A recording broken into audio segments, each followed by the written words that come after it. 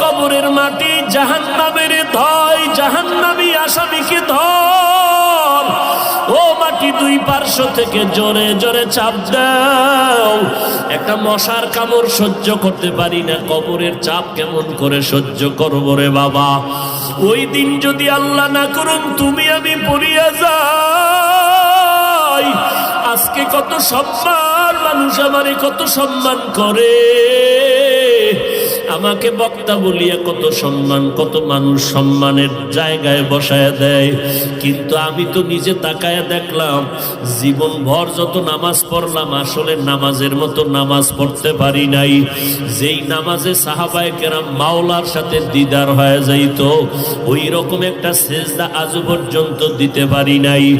যেইভাবে তেলাওয়াত করলে আমার আল্লাহ খুশি, ওইভাবে কোরআনটা তেলাওয়াত করতে পারি নাই।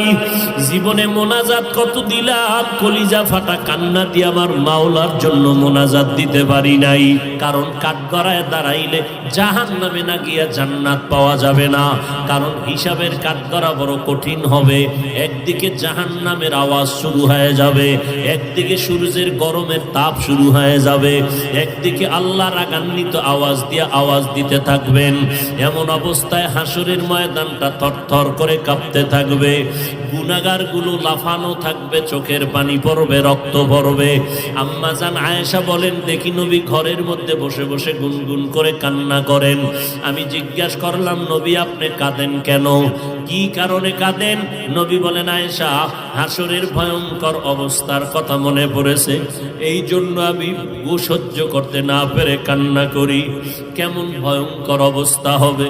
নবী বলেন, আয়েশা ওই হাসরের ময়দানে সমস্ত মানুষ, নবী সাহাবী সবাই উলঙ্গ দাঁড়াবে, নারী পুরুষরা উলঙ্গ দাঁড়ায় যাবে। সূর্যটা মাথার উপরে আসবে, আল্লাহ বলবেন, ও সূর্য তোর যত তাপ আছে জমিনের মধ্যে ছাড়িয়া দে।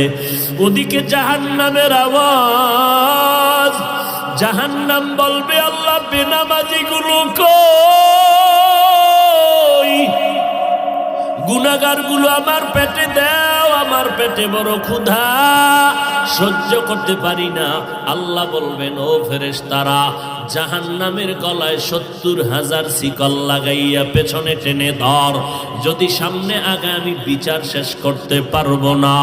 ওদিকে আমার আল্লাহ বিচার শুরু করার আগে কঠিন এক হুঙ্কার দিবেন, লিমানিল মুলকুল ইয়াউম লিল্লাহিল ওয়াহিদিল কাহ্হার।